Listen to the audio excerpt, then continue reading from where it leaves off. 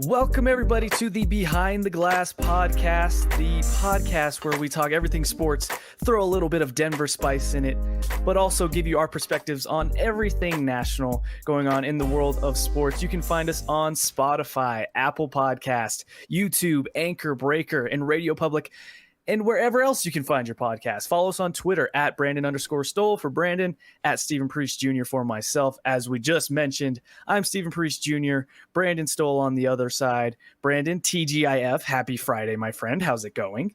It's going good. You see your picture on the stream? You know, I immediately regret this stream, and I feel like we should take it down now. I love the Squidward. I love the Squidward picture for you. But that was not one of my finer moments, and I'm actually disappointed in myself for that. There's a backstory for that people may not understand. There was a race between me and another co-host Brandon and I had in college on our sports show, and we're racing in the what do you call that area? The courtyard area of our campus. And it was a close finish. I laid out just to show you the type of heart I have when it comes to sports. No, you tripped and fell.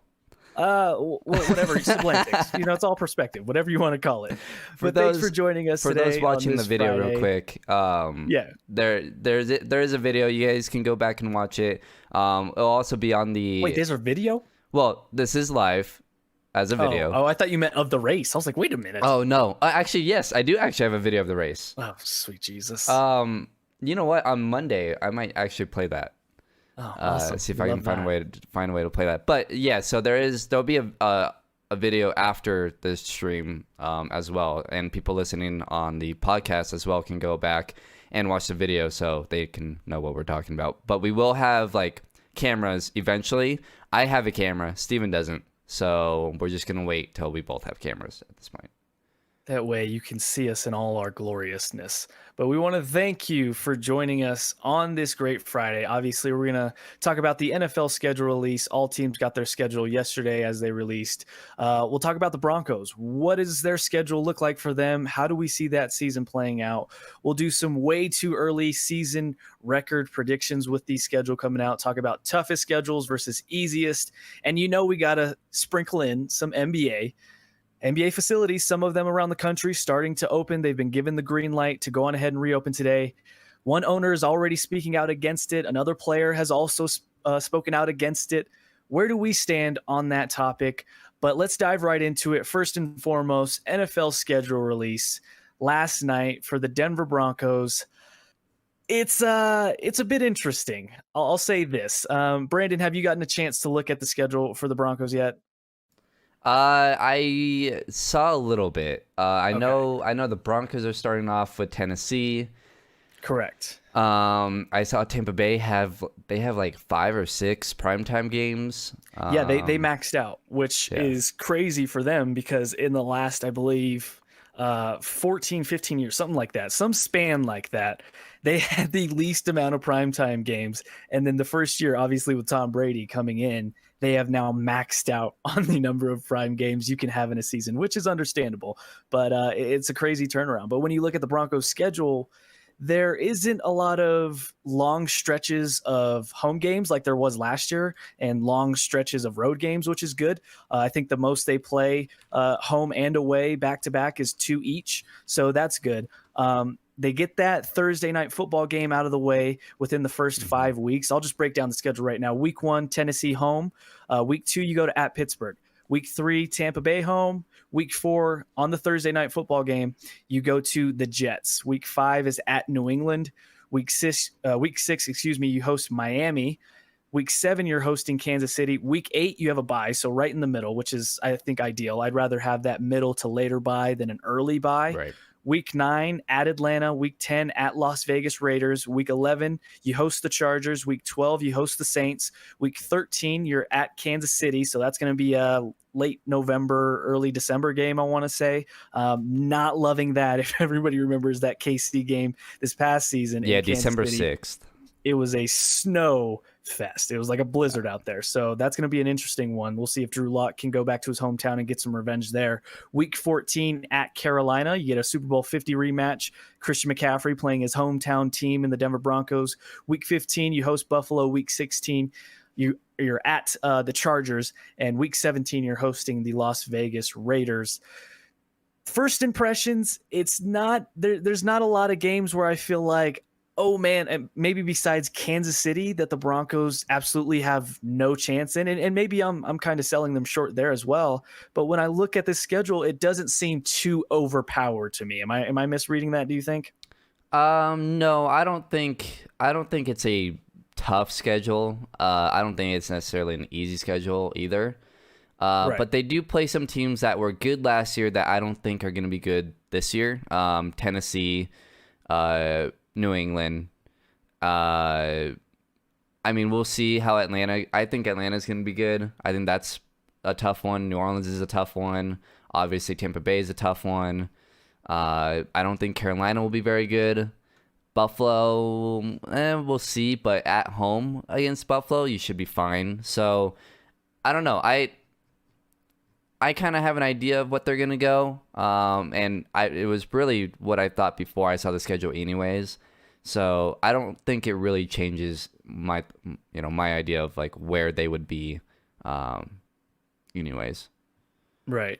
And when I look at the schedule, and I guess part of me is kind of using what I've seen the last 2 seasons or whatever under Vance Joseph, or just their struggles.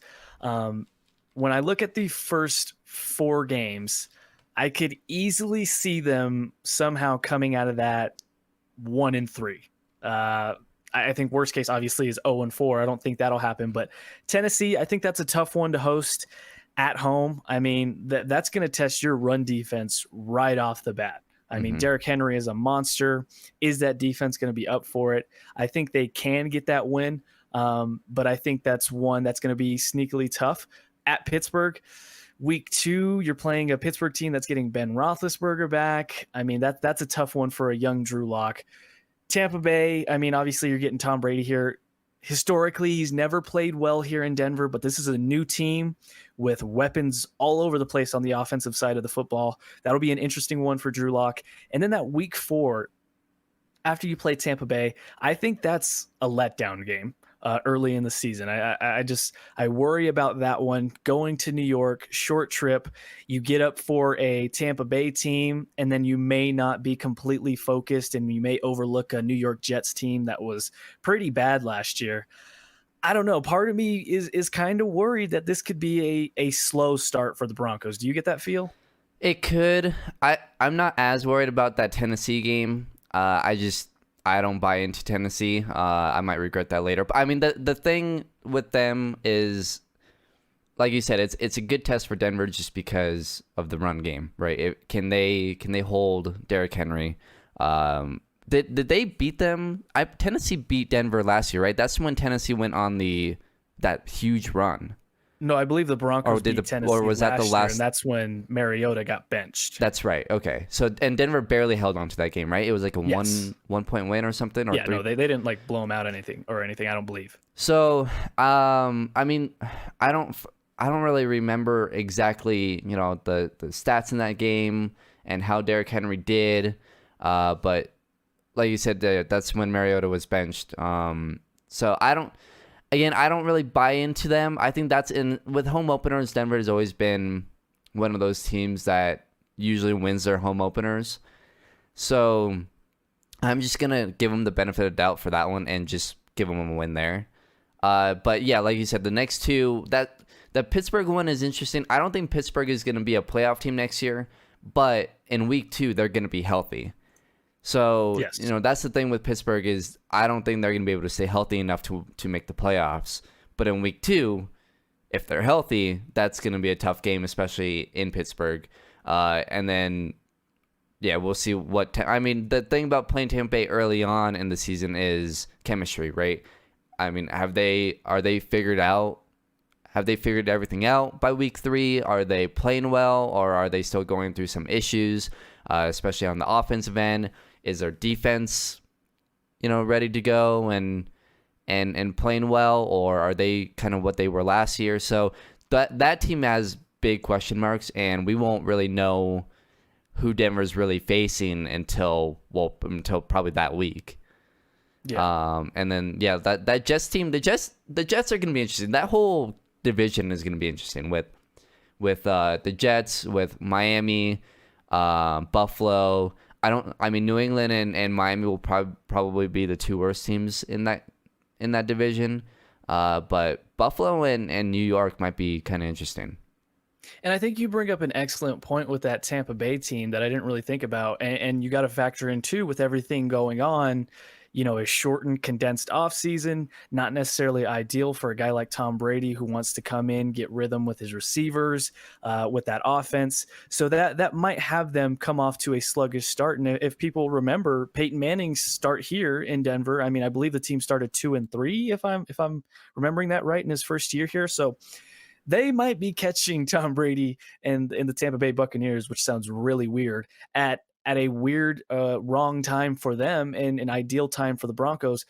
Just real quick, looking back at that Tennessee game from last year for the Broncos, Ryan Tannehill did play, I believe, in the second half, but Mariota only went 7 of 18, 63 yards, 2 picks. The Broncos did win week 7, 16-0.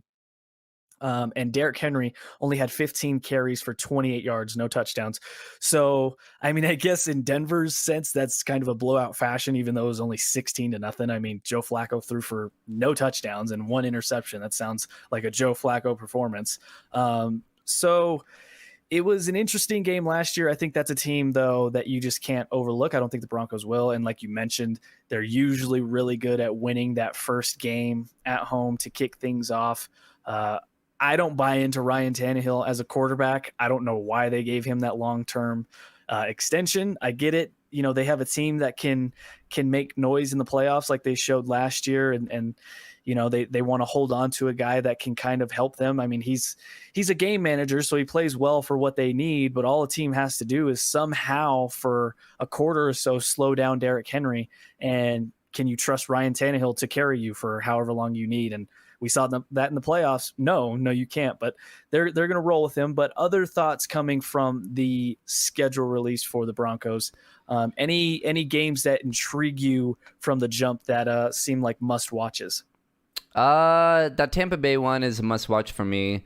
New England will be interesting to see what they're like. I don't know what they're doing at the quarterback position. I mean, it just seems kind of like it's the Hoyer show and Jarrett Stidham show. Yeah, so. I mean, I don't know. They're either going to be really bad or they're going to be a really surprising team and they might win 10, 11 games. I don't know. That's one of the biggest question marks I think throughout the season is how good they're going to be or how bad they're going to be. So that's an interesting one. And then honestly, the anytime they play the Chiefs, because that's a game where, okay, now you can measure yourself up, right? How well are you playing and how good are you really?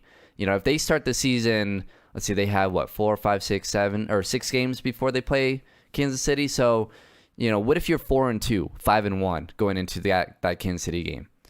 And all of a sudden, fans and media and even yourselves are thinking, okay, well, we're a playoff team. Okay, well, how good and how well do we match up against Kansas City right now?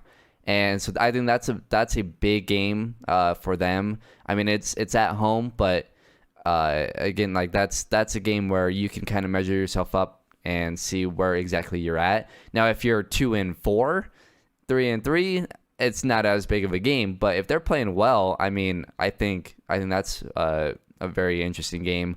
I mean, there's a bunch of games that I'm actually kind of excited to watch. Them against Atlanta, New Orleans. I mean, just these offensive powerhouses. And again, I mean, this is something where we haven't really seen a Denver offense being, able to put up 25 plus or even 20 plus points in a game. So these teams that can put up points, it'll be interesting to see how well they can match up against them. Yeah, and I think for me, and for those that don't know, the Broncos do have 3 primetime games. Week 1 is that Monday Night Football game against Tennessee. They have the late game, I believe. So you get, or they might have the first one actually, because it's 8:10 start Eastern time So that'll be a 6:10 start. So they It have the says first. for mine. It says The all first. times are in Mountain. Oh, okay. So either way, they're Monday Night Football there, and then you have the Thursday Night Football game, Week 4 against the Jets, and then that at Kansas City game is a Sunday Night Football game in December. So that'll be interesting. I think for me, obviously the primetime games, those stand out. You mentioned the Tampa Bay one that stands out. Pittsburgh, that'll be interesting going to that game. That crowd. Well, if they have a crowd, is going to be ruckus. But the Las Vegas Raider one, you're going to Las Vegas for the first time, Week 10. I'm curious to see what that stadium's going to look like. Mm-hmm. Depending on if we have fans at that time, Week 10. I mean, that's mid-November ish, around there. What's the atmosphere going to be like? A young Drew Lock on the road with this offense. It's more than midway through the season. How are they looking? How are they clicking? Because they finished the season with the Raiders again. So those are a couple games that stand out to me. I would like to see at Carolina. I think you're going to see a motivated Christian McCaffrey to show out against his favorite childhood team growing up. But like I said, I mean, when we look at this schedule, there isn't a lot that it's not terribly hard like the Broncos have been seeming to get in terms of schedules the past few years. They've been having like top 5 power strengths of schedule, and really that means nothing in the end of things, because we have teams from the year before that there's always a few teams that were really good last year that suck the following year, or disappoint, and then there's a couple surprise teams, so you can't really put too much stock into those. But first glance, it doesn't seem like a schedule that's overwhelmingly tough, but it also feels like a schedule that if you overlook a team for a week, you're playing anyone any given Sunday that you could see possibly beating the Broncos. I think there's only maybe 1, 2, let's see, 3, 4 games I could see right off the bat.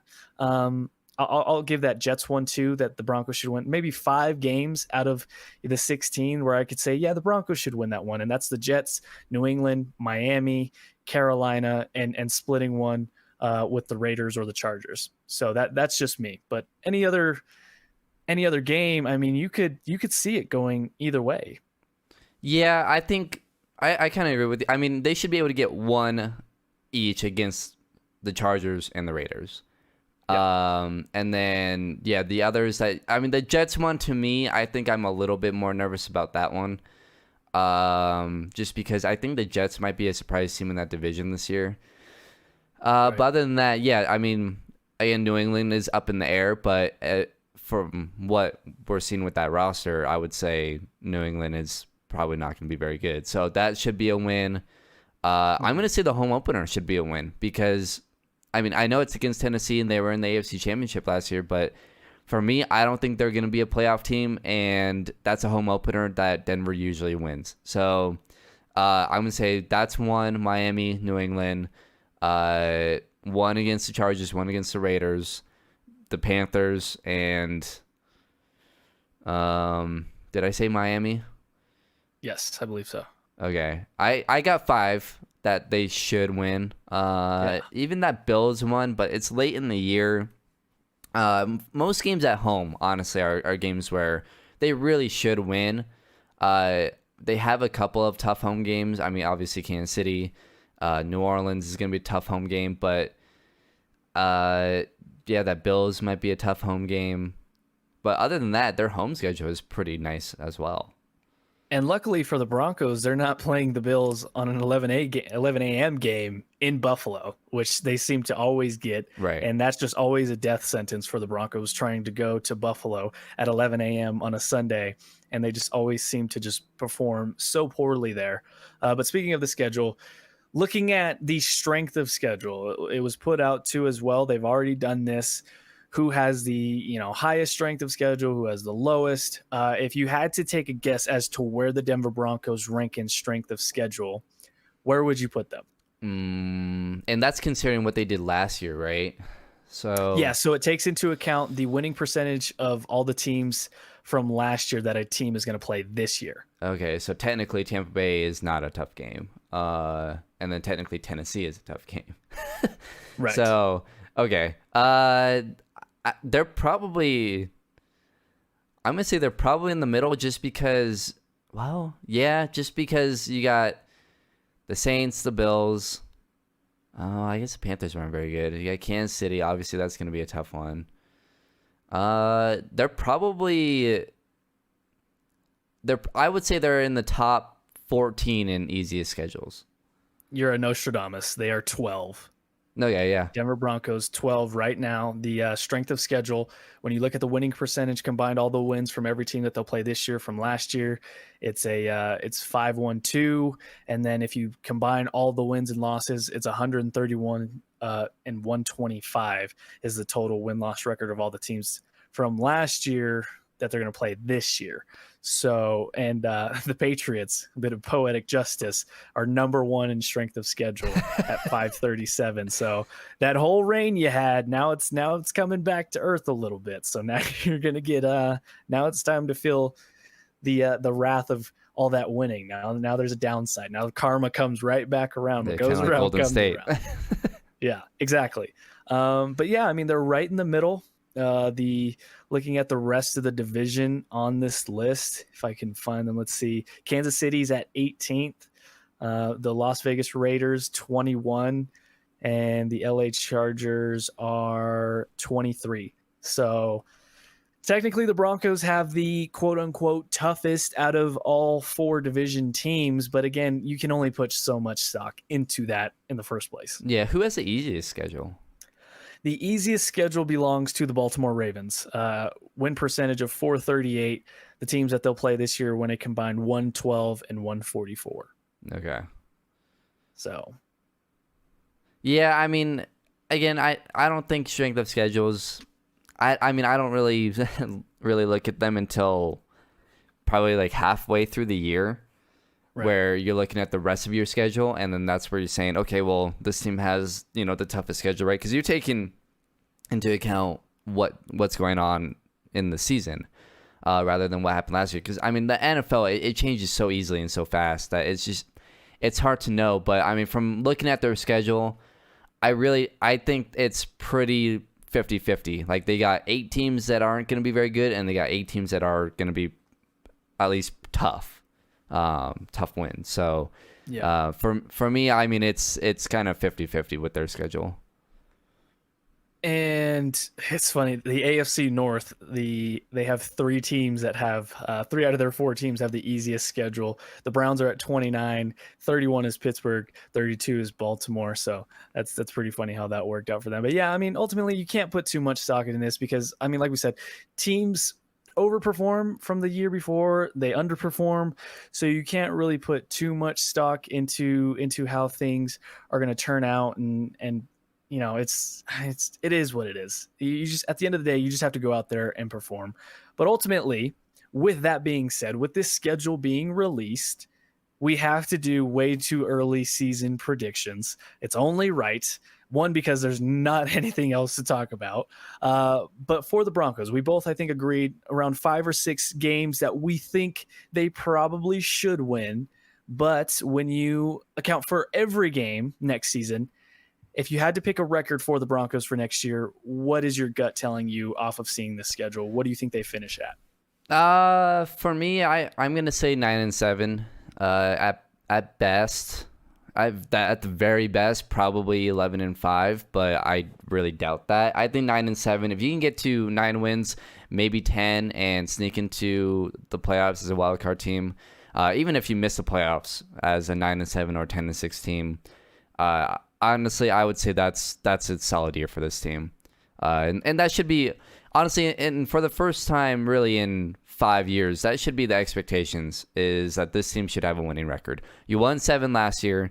Drew Luck was 4-1 last year to start off his career. So again, looking at the schedule as well, you should have some pretty, like you said, there's 5 games that they should win, right? So you're saying at the worst they go 5-11 if they lose the rest of those games that are kind of up in the air. So I'm gonna say they should at least have a winning record.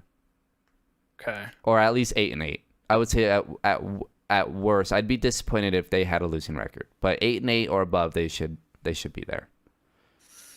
Yeah, and I've seen a lot of that thus far when I've seen, some early predictions from national media, from, just guys that I work with.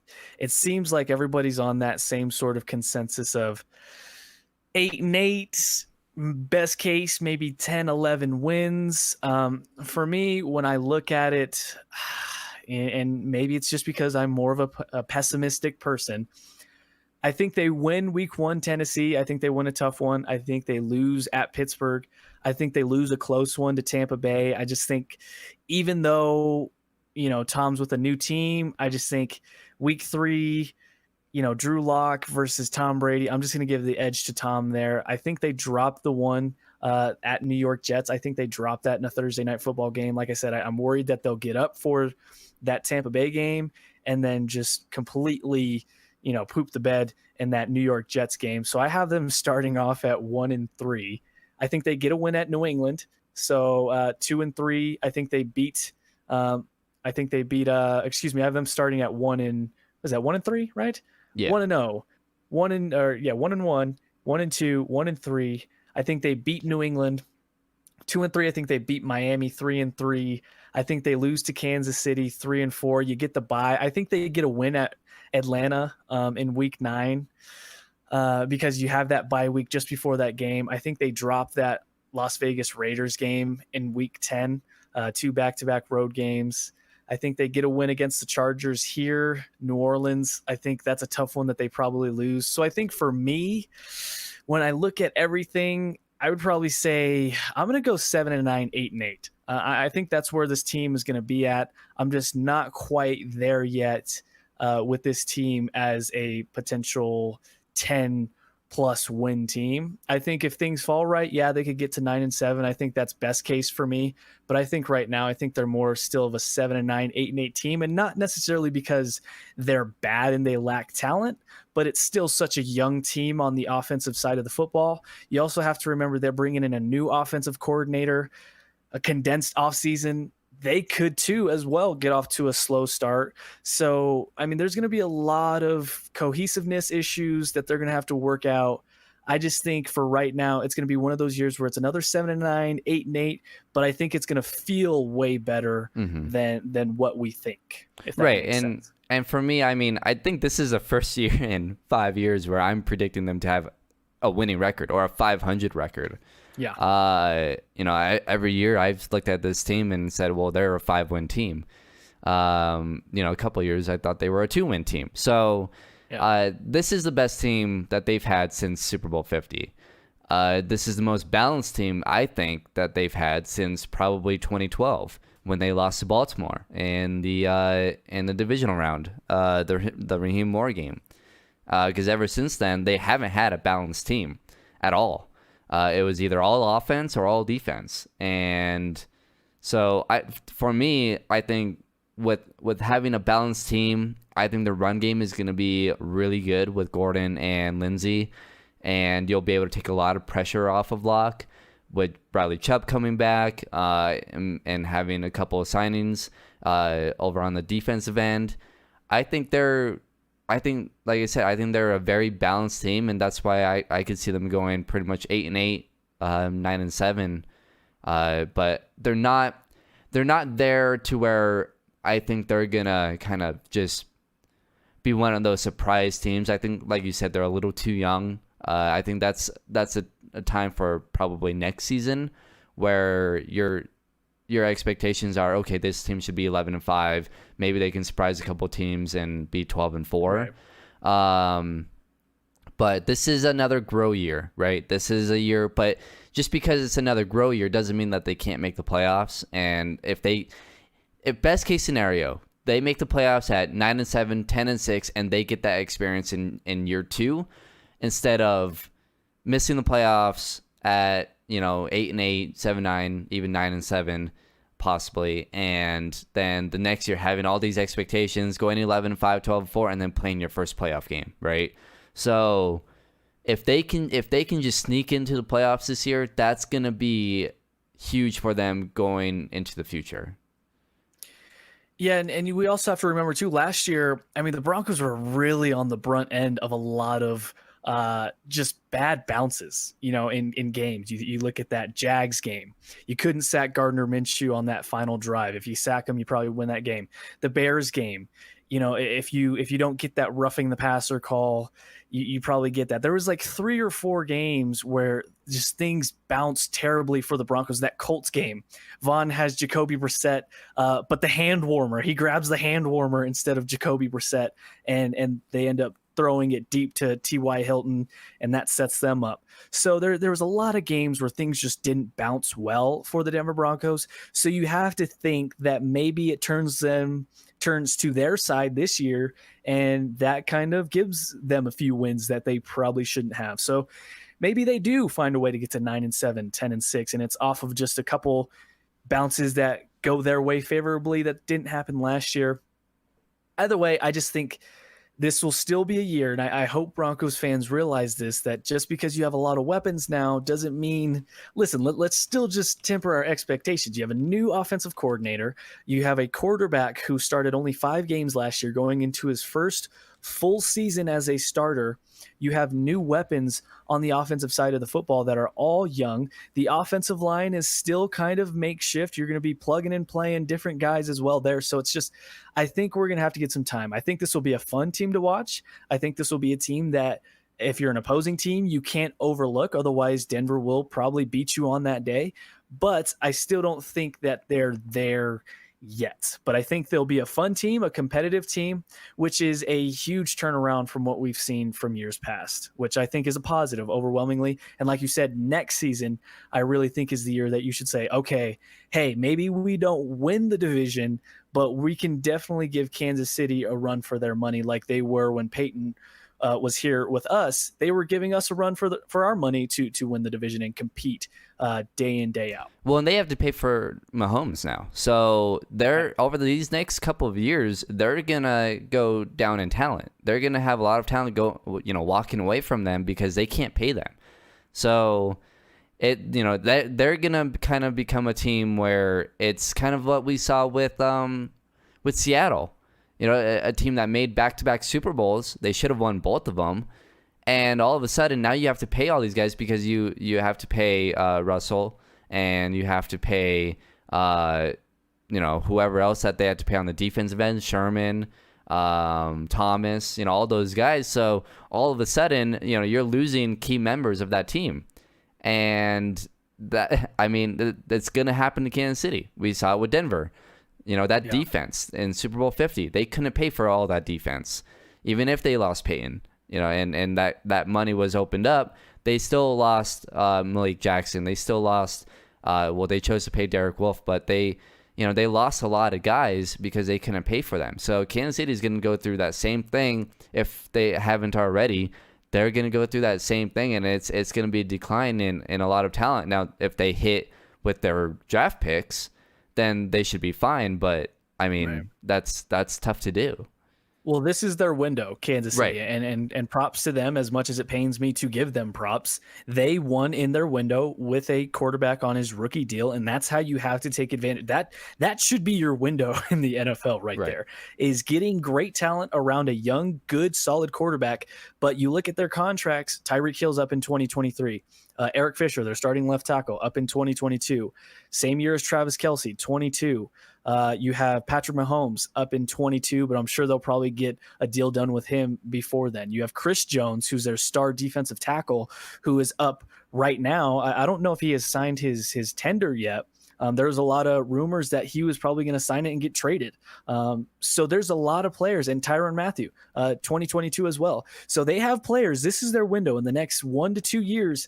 This is the time that they have to maximize it, because like you said, once they pay Patrick Mahomes, and a lot of people have said he could possibly garner the highest paid contract in NFL history, which he probably should. I mean, if Kirk Cousins is getting fully guaranteed deals out here and it's Kirk Cousins, what do you think Patrick Mahomes should realistically get for a contract? So it's going to be a massive deal for him.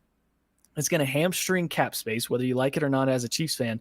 So you have to enjoy this window now, because it could end. You know, the days of seeing a Tom Brady Patriots like dynasty, people don't understand. The reason that they were able to do that is because Tom wasn't the highest paid quarterback every year. He took a pay cut each and every time around so they could bring more talent in to keep that team dominant, because all he wanted to do was win. We'll see if that's the same with Patrick Mahomes. Is he about winning all the way, or is he about, you know, hey, do I want 150 million or do I want 200 million? Yeah. That's where it's going to have to be drawn. There's a reason why we haven't seen very many teams win back-to-back, let alone I don't think there hasn't been a team to ever three-peat, right, in the NFL. Like, there's a reason. No, I don't believe so. It's very hard to do because of their cap rules, and that's why it's easier to do in the NBA, because they have cap rules that are a little bit easier to kind of get around that and be able to pay your guys. But in the NFL, you don't get bird rights. You don't get, you don't have a luxury tax. So it's extremely tough. And for those teams, credit New England for being able to draft well through all those years. Because if they didn't, there's no way that they would have been able to win as many games and as many Super Bowls as they were able to. So for Kansas City, they have to hit on their draft picks, and if they don't, they're gonna fall apart really, really fast. But that's why the NFL draft is so important. Right. Teams should always look to build their team through the draft, build the foundation, and you should look at free agency as kind of like a sprinkle. Okay, that's a guy who's gonna put us over the top, but we're building the foundation in the draft. That's how it should be focused, not the other way around, like the Denver Broncos were kind of caught in doing, is trying to find foundational pieces and overpaying for them in free agency, and then you're missing in the draft. Right. Well, for Kansas City, this is kind of more, I guess, of a hot take, but for me, I think Kansas City has the best chance of becoming that first team ever to three-peat in the NFL. Right now, this is their window. I feel like they won a year early than they were really supposed to.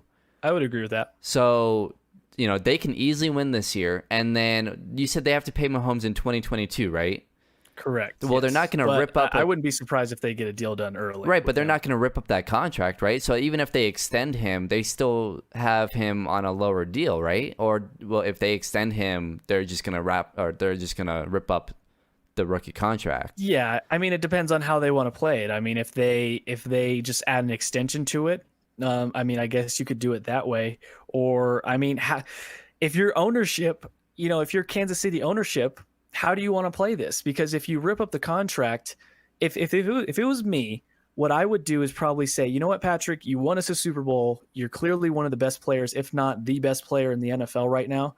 We're going to scrap the last year of your rookie deal, and we're just going to give you, a new contract. So that means way we can save some money now instead of waiting and having to overpay for him later. Well, either way, it's going to be a huge price tag. Right, but so that means now, because he's entering his fourth year, and as a first-round guy...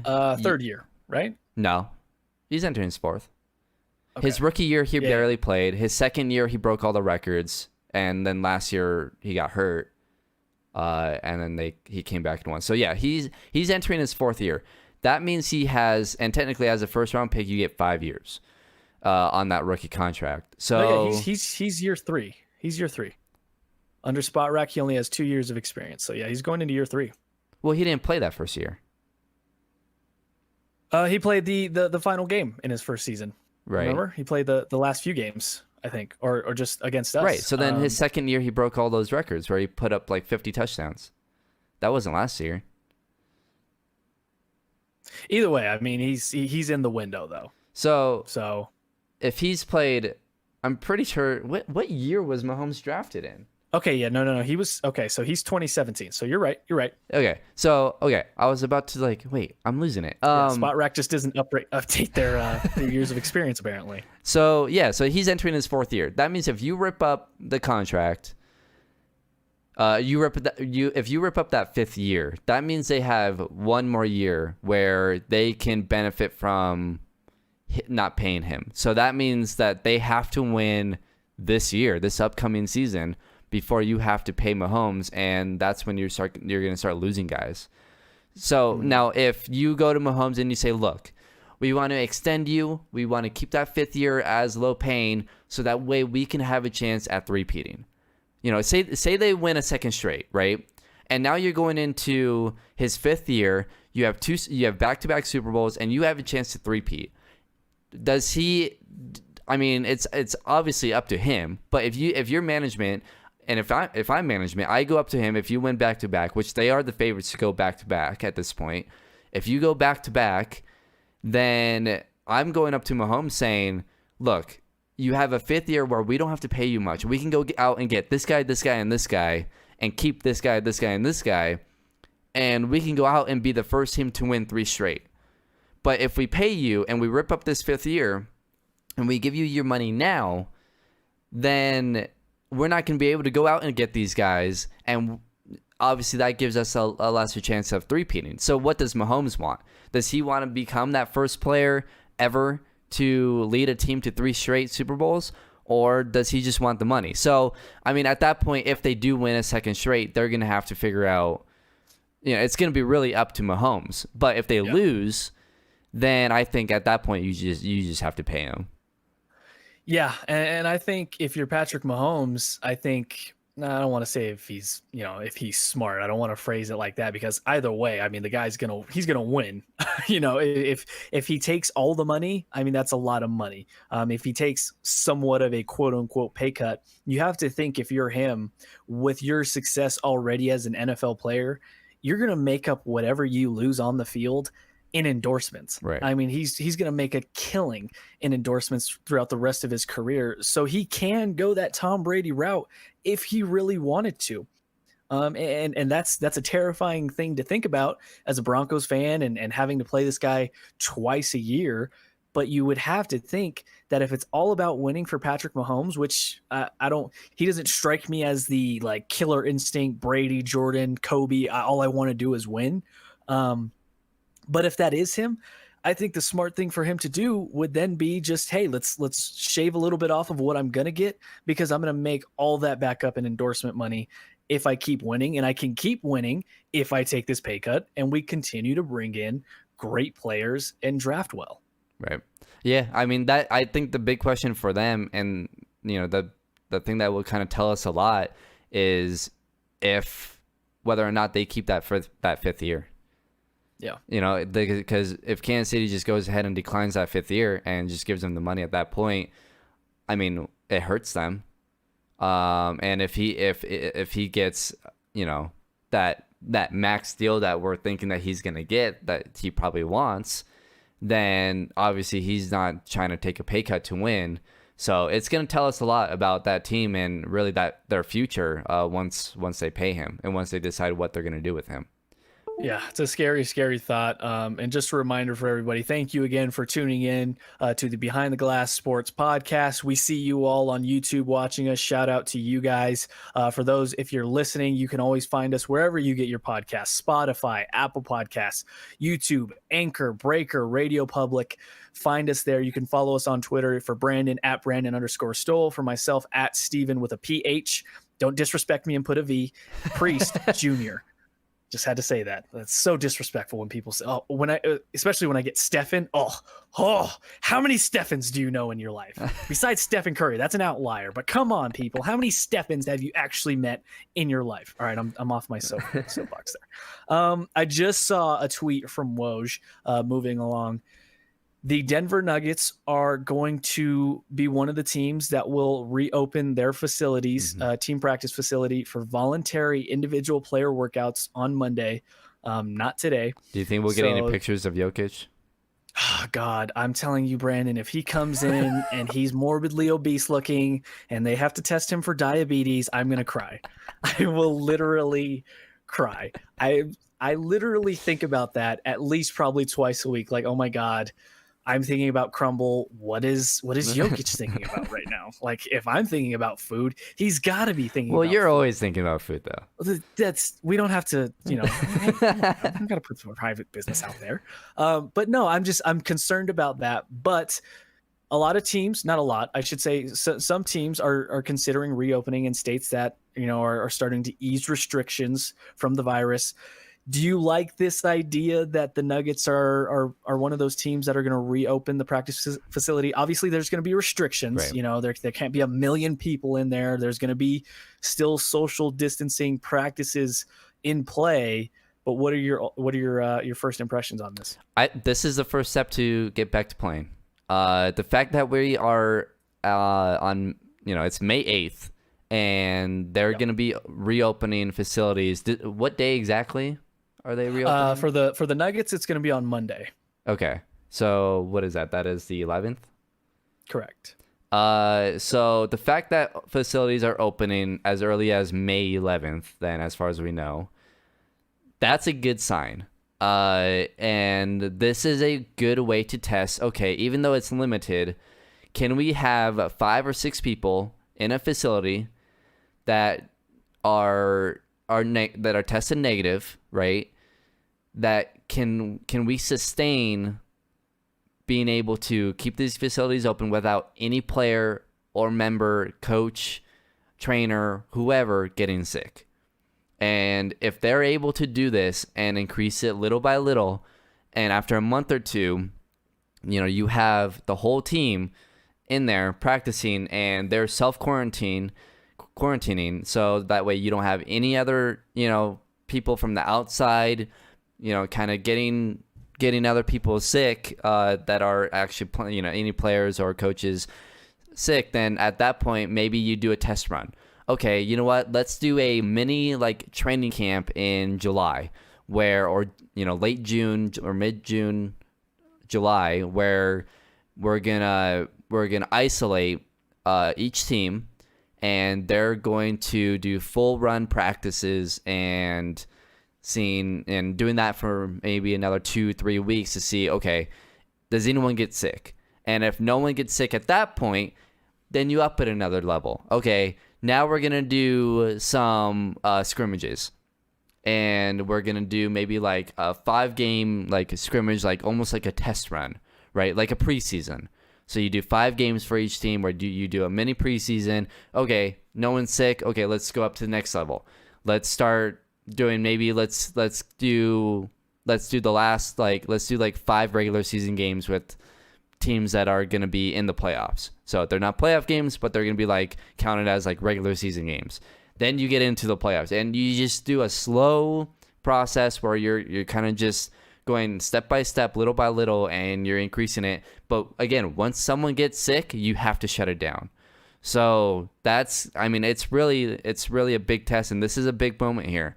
If they're able to get these facilities open to a point and keep them open to a point where you can start upping it and increasing the amount of people in there, increasing the amount of players in there, and being able to get to full practices, that's a huge step. But the fact that it's May 11th, and they're going to be reopening some of these facilities and having it limited and practicing social distancing and all that, that's a really good sign. Yeah, I think I'm just more of the mindset is if we don't have a vaccine yet, and other teams. But here's the thing: there won't be a vaccine for another. No, I know. 8 to 10 months. It's going to be a long time, but we're still kind of going through it now. I don't believe we've completely flattened the curve. I'm not up to date on the numbers or anything like that.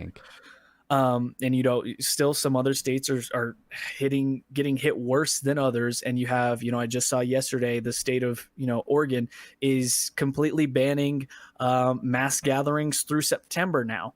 So I just feel like, and this is voluntary for the Nuggets. If players want to come, they can come. If they don't, that's fine. And you had Mark Cuban come out, I believe it was yesterday, and I believe CJ McCollum as well. And their kind of thought behind it is, it's just too risky. And you brought up the plan that, you test players and that's fine. But once a player, if someone or a staff member tests positive, you shut it down. I just feel like the likelihood of that happening is too high right now. And I still just don't see a point in doing this yet.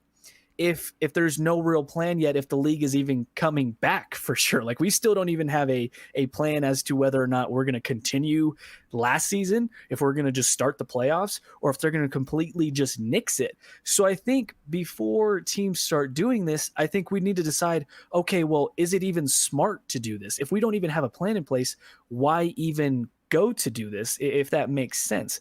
Now, if the NBA was like, you know what, we'll start the season in a month and we'll start the playoffs. Okay, that's a little bit different because now there's a plan in place. Now guys can kind of gear that mentality, but it's still a wait and see. What if you reopen a facility? If you're the Nuggets, you have guys come in. There just happens to be one guy who's an asymptomatic carrier. He infects, 2 to 3 other people.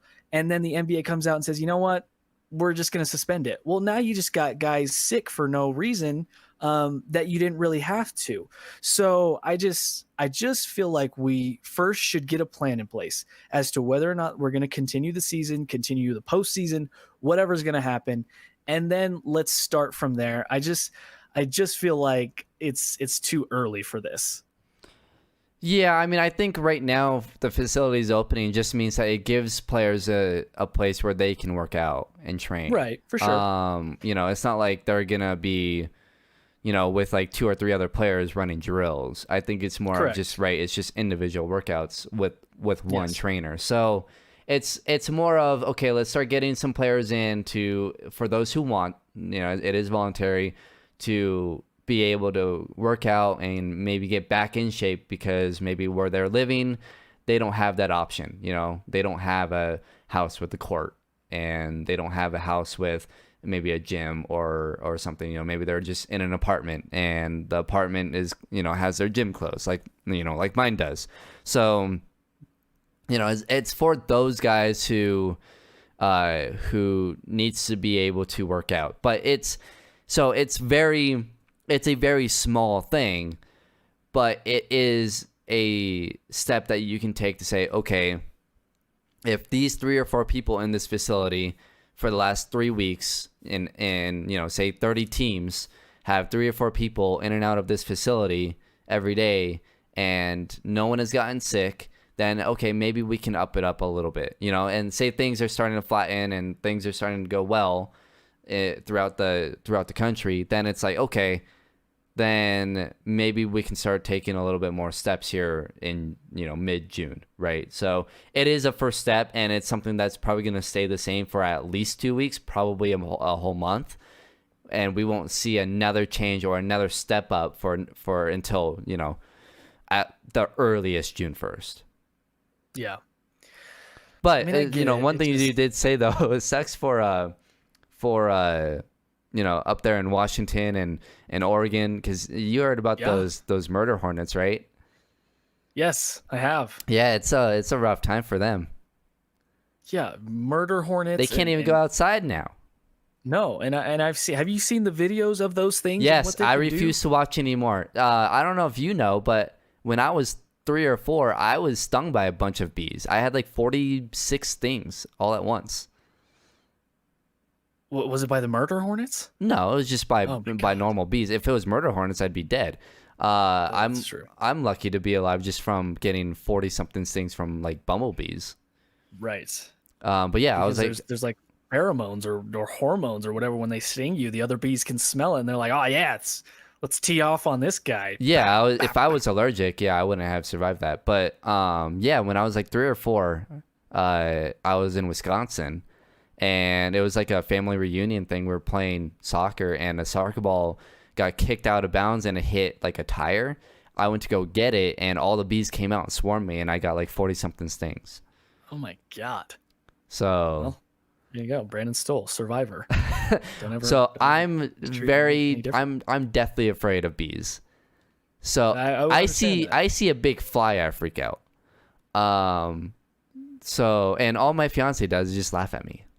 So you're like, this is real. This is real. I almost died. Now I kind of know. I mean, I don't remember the Hector pain. Got jumped by a bunch of mascots. Maybe that's why he was so scared of mascots, and maybe he had a near-death experience with mascots, like you had a near-death experience with bees. Yeah, I mean, I don't remember it. But all I know is I'm afraid of them. So, I don't remember any of the pain. I remember a little bit being in the hospital and being on the bed, but I don't remember the pain. Yeah. Well, those murder hornets so- are like 3 bees put together. They're like 10. Yeah. They're about 2 inches long, I want to say. And I was watching a video. I was like, why are they called murder hornets? And then I saw the video. I was like, oh yeah, that's why. Did you see the one where It the ate murder the hornets? body of a bee. It just split it in half and it ate it. Well, I was watching a video where they'll attack their own kind as well. They have like gangs and cliques, and the murder hornets were attacking each other, and one of them decapitated the other, and the head just fell. And I was like, what? Like, what? These murder hornets actually do this? Yeah, if you haven't seen the one where there's this murder hornet that attacks a bunch of bees, it literally lands next to a bee, and with its mouth takes off the whole body of the bee. Yeah, it's nuts. I don't like that.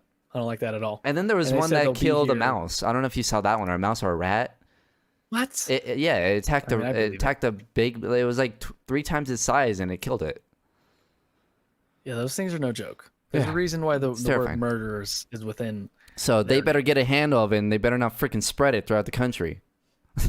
Well, they said in about 2 to 3 years they're going to be over here completely, fully. So, there's just a few that have popped up, but they said it's only a matter of time before they start to colonize and start to spread around. So there's no way of stopping it. 2020 just giving us new things every day to be hopeful about. Is there a way of stopping it though? No, you can't.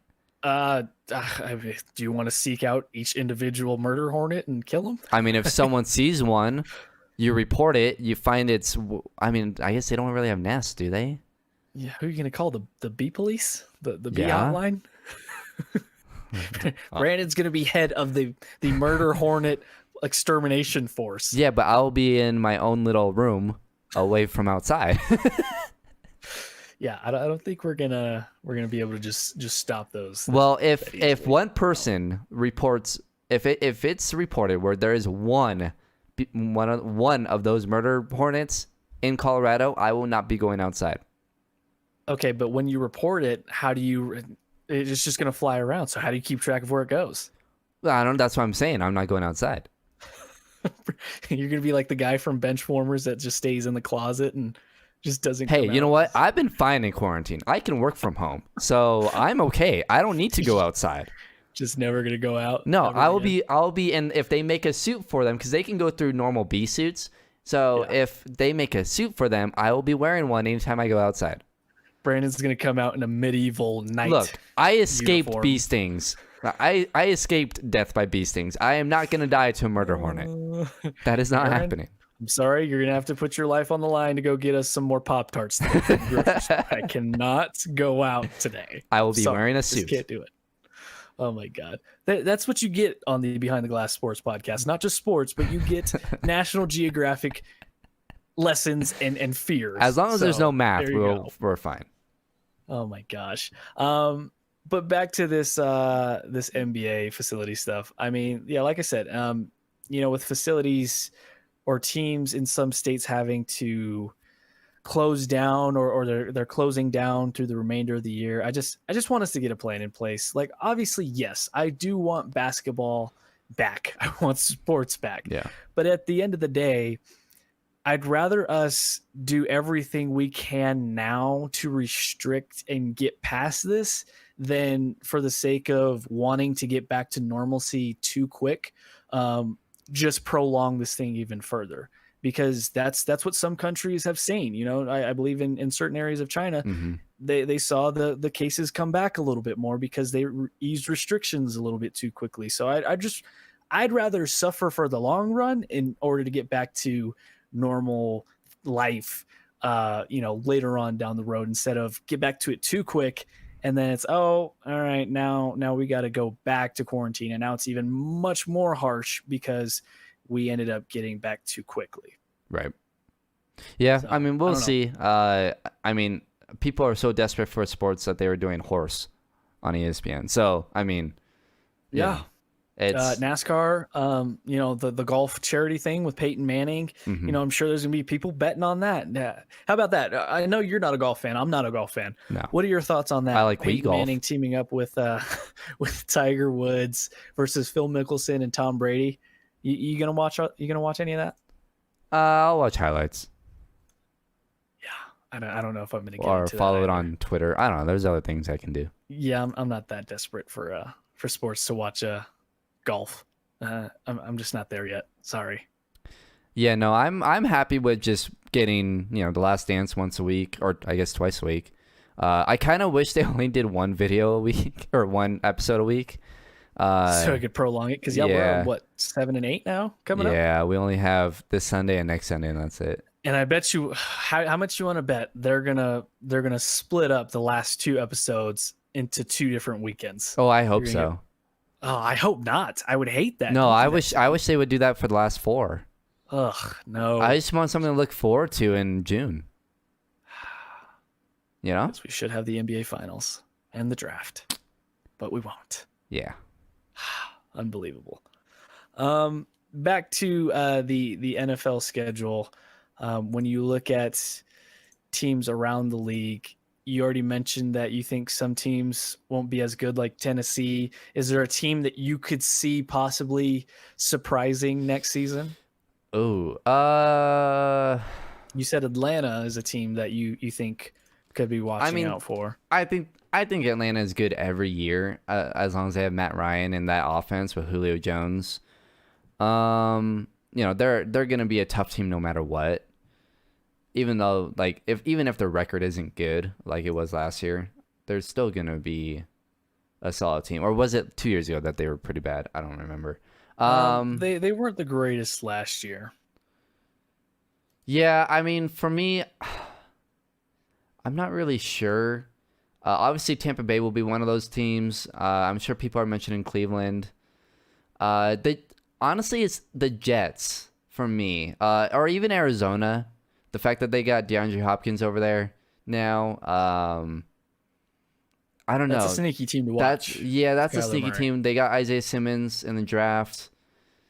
That's an interesting team. And then, yeah, I would say that's about it as far as teams that I'm looking at that are like, oh, they're going to be interesting this year. Yeah, probably.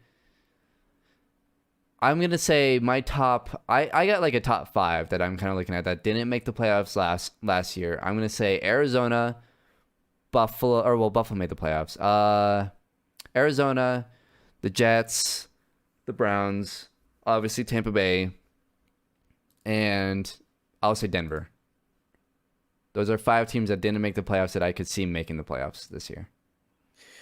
Yeah, I think Arizona is a good team to watch, to keep an eye on. Even though Miami was really bad last year, I mean, we don't know if Tua's going to get to play, but they were one of those teams that, even though they were bad, they were playing teams pretty tough. Yeah, they finished the season well. Yeah, they didn't just roll over for teams. So I think that's a team to kind of keep your eye on, as to maybe not a team to make the playoffs, but as a team that steadily improves. The Indianapolis Colts, I think, is a team to kind of keep your eye on. You get Phillip Rivers. He's going to a better offensive line, a team with probably, if not the same amount of talent, more talent. I don't know however you want to match those teams up. So I think that's a team to look out for as well. Those are teams, and I think Denver as well is a good one to just kind of watch out for. Those are teams that you could possibly see.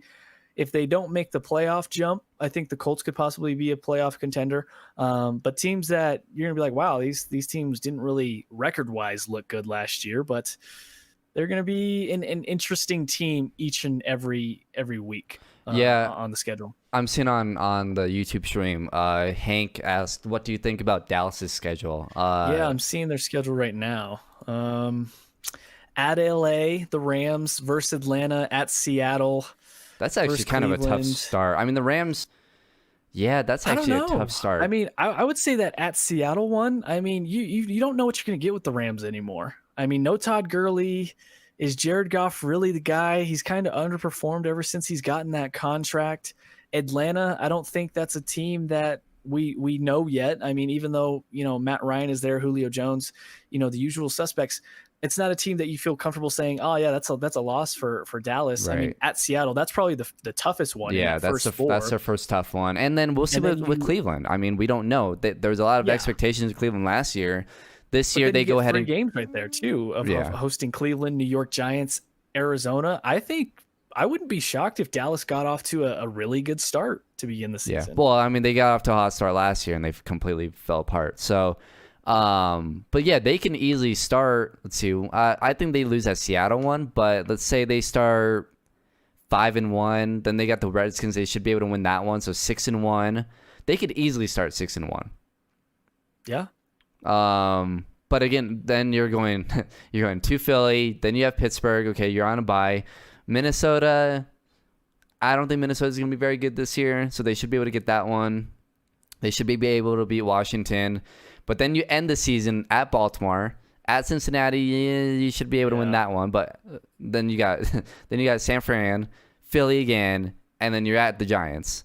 So I don't know what happens and why Dallas always gets screwed with these schedules, because you're like, oh yeah, this early in the season they're set up to start off 6-1 or 5 whatever, and then the end of their schedule is just like, no, we're just gonna completely screw you guys over. So yeah, I mean, and Hank says too in the comments, tough last stretch. Yeah, shout out to you, Hank, for tuning in to us. But yeah, that last stretch, I mean, was it 9 out of like 10 or 11? I mean, you get at Washington, at Philly versus Pittsburgh, you get a bye week, at Minnesota. I mean, even though they might not be what they were, but that's still a tough team. They still got some talent there. Right. Washington, at Baltimore, then you go versus San Fran after the walkover game of Cincinnati. Not even counting that one. But what if Joe Burrow is playing at that point and he's playing well? I'm sure he should be playing. What do you mean if he's playing? He should be starting. Okay, so what if who else is going to play? What if Cincinnati could be interesting, because what if Cincinnati is kind of like Miami last year, where they're like they lose a lot of games. They won't win more than 5 games, but by the end of the season, Joe Burrow should be hitting his stride and be figuring it out. And he got a guy in T. Higgins, and AJ Green is still there, right? I mean, he should be. I'm not saying that Cincinnati game is going to be easy, and it's in Cincinnati.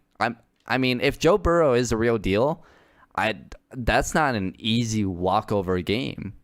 Oh, I think it should be. For Dallas, as much talent as they have compared to what Cincinnati has, I mean, other than AJ. Yeah, Green but and you Joe got to Burrow, also Can you name 5 Cincinnati Bengals? Okay, let's see here. Joe No, Burrow. you can't. The answer T. is no. Higgins. I could. That's 2 of the draft picks. Yeah, exactly. That's AJ. Is AJ Green still there? He is. Yes. Okay, AJ Green.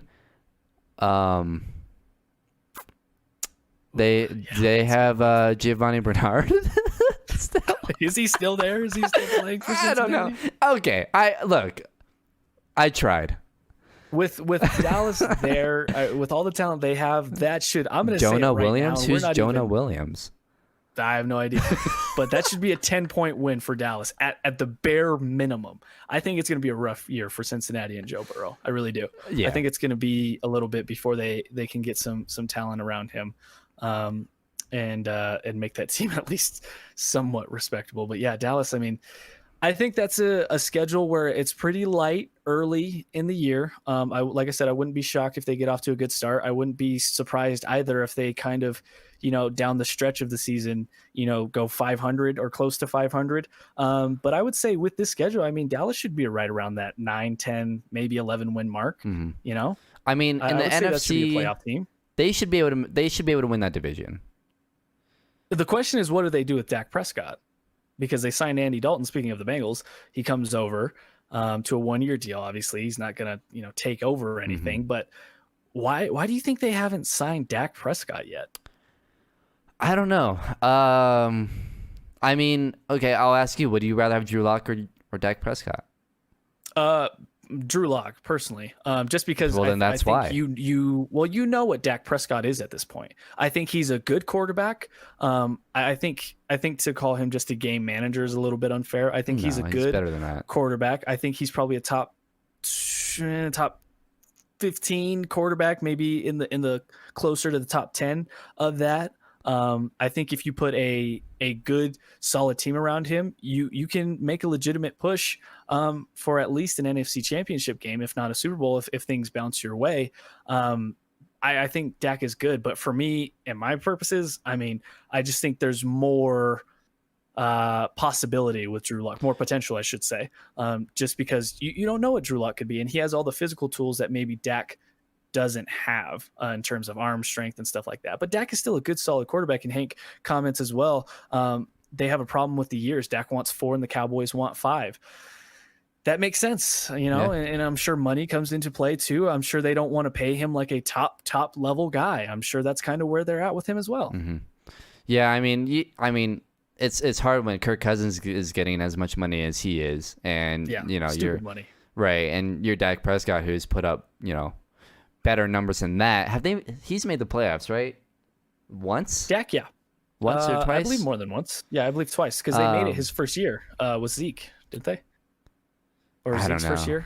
Did they come in the same year?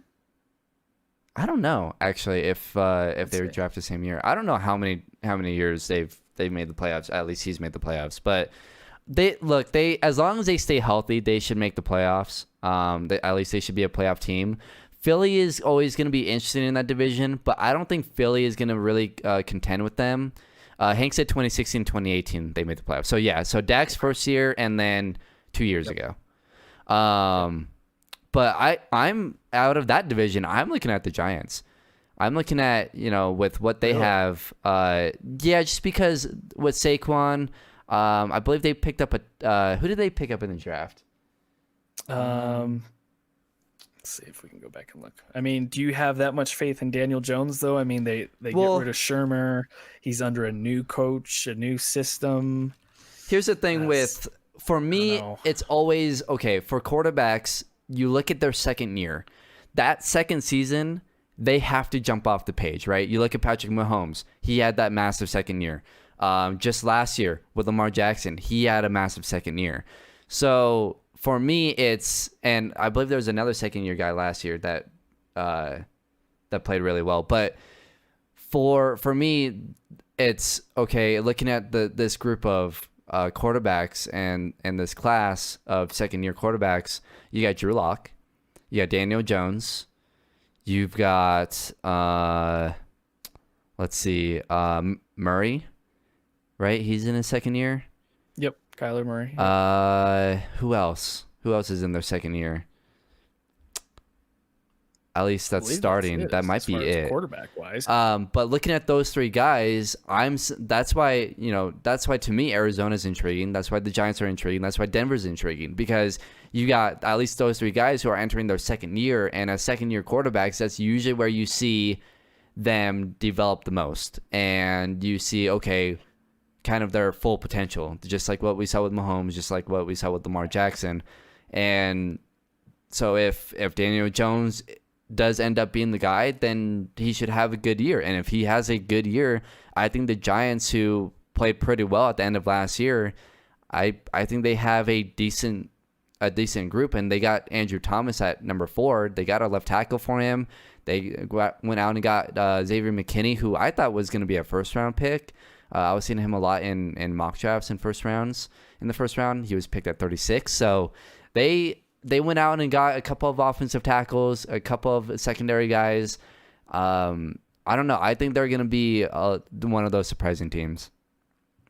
Yeah, I would still, if I had to, though, I still would, I think, lean Dallas in that division. Yeah. Philadelphia, you just don't know what you're going to get. You don't know if Wentz is going to stay healthy. In Washington, is Dwayne Haskins? Do they believe in him? Washington's going to be trash. Is he the guy? That's just a team. Yeah, that's just always a team that just seems to be in some sort of disarray and just dysfunction. So if I had to pinpoint a team right now coming out of the NFC East, I would say probably Dallas is where I would lean. But that always just seems to be a division too, where when you think one thing's going to happen, it just doesn't.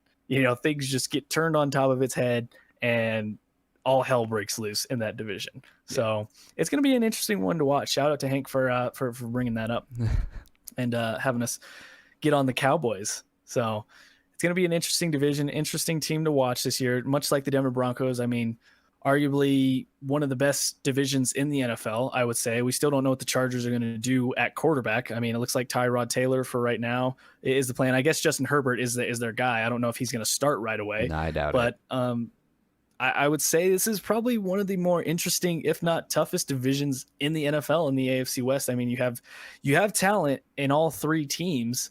But obviously you have the reigning Super Bowl defending champions in the Kansas City Chiefs. So it's going to be an interesting time, a fun time to watch for sure. Yeah. I think it's for the first time as a Broncos fan, I'm excited to watch an offense for the first time in since 2013. Yeah, since 2013. It's been 7 years. Yeah, it's been a long 7 years. Yeah. So hopefully the Broncos can deliver the goods this coming season, despite a condensed off season.